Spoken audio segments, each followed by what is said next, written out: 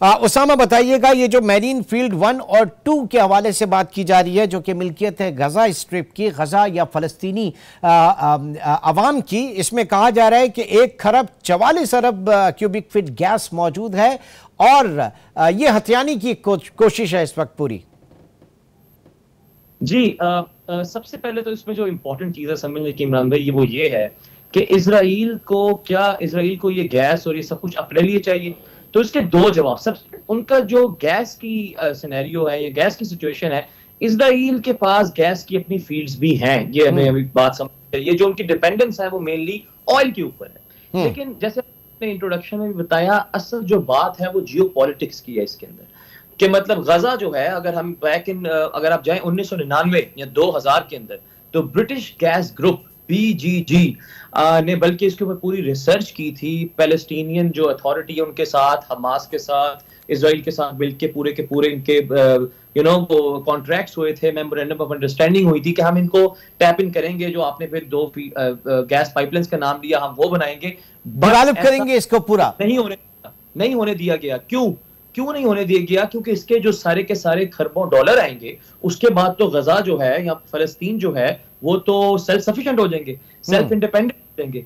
तो इसके अंदर जो मेन समझने की बात यह है कि जो 1.4 ट्रिलियन क्यूबिक फीट या 524 अरब डॉलर, यूएन की रिपोर्ट के मुताबिक 524 अरब डॉलर की जो ये वैल्यूएशन के रिजर्व्स है ना, ये वो चाहते हैं कि वो इनके पास ना जाए, वो इजराइल के पास आ जाए।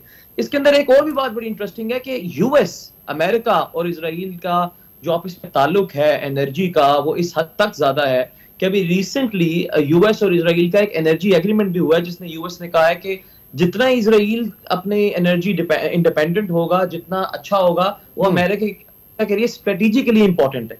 तो आप समझे कि पूरी की पूरी सिनेरियो को एनर्जी के से हट के जियोपॉलिटिक्स के लिहाज से देखना पड़ेगा। और इसमें ये हालात तो आज जरा कशीदा हुए, लेकिन 6 महीने पहले जून के महीने में इसके ऊपर कुछ अप्रूवल भी दे दी गई थी।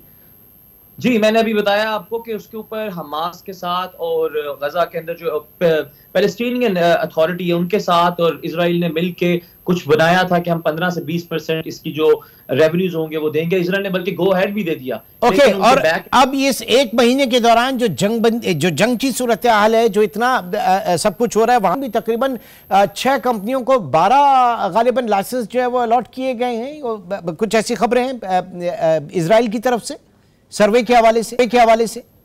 ये बिल्कुल कंफर्म खबर है। 12 कंपनीज को लाइसेंस अलॉट किए गए हैं। 12 लाइसेंसेस, 6 या 7 कंपनीज को उसको एक्सप्लोर करें और वो सब कुछ करें। इजराइल ने अपनी भी गैस फील्ड की प्रोडक्शन बढ़ा दी है, बल्कि इजराइल ने ना सिर्फ ये बल्कि इजिप्ट को जो गैस वो देता था, जो कि इजिप्ट फिर आगे देता था दूसरे ममालिक को, वो भी रोक दी है। तो ये पूरा का पूरा जियोपॉलिटिकल सिनेरियो इस वक्त चल रहा है, जिसके अंदर इजराइल एक स्ट्रॉन्ग जियोपॉलिटिकल स्टेट किस तौर पे सामने आना चाहती है, और वो जाहिर है कि उसका साइज तो इतना नहीं है। अब इसे जरा लिंक कीजिएगा, क्योंकि आपने शुरू में कहा कि उसके ऑयल रिजर्व्स हैं और गैस इतने नहीं है, लेकिन इसका बैकग्राउंड कुछ ये भी कहा जा रहा है कि जो तनाज़ा रशिया और यूक्रेन का हुआ था, और उसके बाद जो रशिया ने यूरोप को गैस की सप्लाई, उसके ऊपर एक बहुत बड़ा सवालिया निशान आ गया था। तो ये उसके मुतबादिल इंतजाम होने के लिए कि जनाब वहां से ये जो गाजा फील्ड 1 फील्ड 2 की जो गैस है, ये रिजर्व जो है वो एक सप्लाई दी जाए, और जो डिपेंडेंस है रशिया के ऊपर उसको खत्म किया जाए।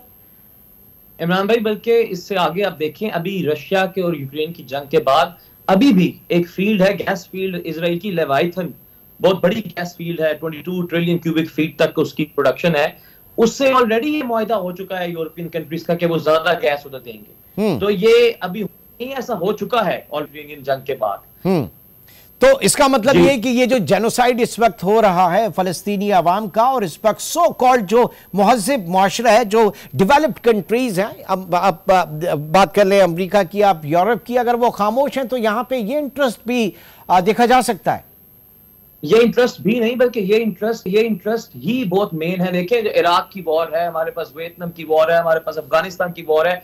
ये जो वॉरफेयर डिफरेंट आ गए इमरान भाई, पहले जंगों से वेपन्स से होती थी, फिर टूल से होती थी, अब ये सब कुछ मिक्सचर सा बन गया है। 5th जनरेशन वॉरफेयर एक टाइप चीज हो रही है। तो इसके अंदर मेनली ये है कि लोगों को या उनके एनर्जी रिसोर्सेज को या उनके फ्यूचर के जो जनरेशन है उन लोगों को भी सैबोटाज कर लिया जाए ऑलरेडी। और जाहिर है अगर आपके पास एनर्जी ही नहीं तो फिर आगे क्या करेंगे? पाकिस्तान की इंडस्ट्रीज की बहुत बड़ी एग्जांपल है। तो जब तक आपके पास एनर्जी नहीं तो आप आगे कुछ भी नहीं कर सकते, कमा नहीं सकते, रेवेन्यूज नहीं आएंगे। तो ये आगे तो सूरत-ए-हाल फिर अल्लाह खैर करे, लेकिन कुछ इनसे उम्मीद नहीं करनी चाहिए कुछ खैर की सूरत-ए-हाल की। अभी जो अनफॉर्चुनेट न्यूज वो ये जो आ रही है वो ये है कि वो सॉर्ट ऑफ कोई इंटरनेशनल कोalition बनाना चाह रहे हैं जो कि गजा को या और इस इलाके को देखती रहे। इन अ सेंस मैं तो बड़ा क्लियर और स्ट्रेट फॉरवर्ड कहता हूँ जी, इंटरनेशनल कम्युनिटी की और जो टूथलेस ऑर्गेनाइजेशन है यूनाइटेड नेशंस, ये उन सब का एक्स्ट्रा ऑर्डिनरी फेलियर है जो इस वक्त हो रहा है। आप यूक्रेन के देखें, अभी आपने फ्रांस की एग्जांपल दी, कुछ 3-4 लोग मर तो कितनी एक पूरा एक कनन को हो जाता है कि क्या हो गया है। लेकिन इधर 8,000 लोग, इजराइल ने एक हफ्ते के अंदर गजा में उतने बम्स गिराए हैं जितने अफगानिस्तान के अंदर यूएस ने एक साल के अंदर गिराए थे। ये प्रूवन फैक्ट है, एक हफ्ता और एक साल। और नेतन्याहू ये कह चुके हैं कि अब जो है वो गजा के जाके कंट्रोल संभालेंगे, तो पीछे यही सारी चीजें और कुछ नहीं है। जी बिल्कुल, जी बिल्कुल, जी बिल्कुल। जो रशिया में यूक्रेन करना चाहता है, आयरॉनिकली जो इजराइल इधर कर रहा है तो यूएस तो उसको सपोर्ट कर रहा है। तो यूएस से बंदा पूछे कि जो रशिया में जो कर रहा है वो कैसे गलत है?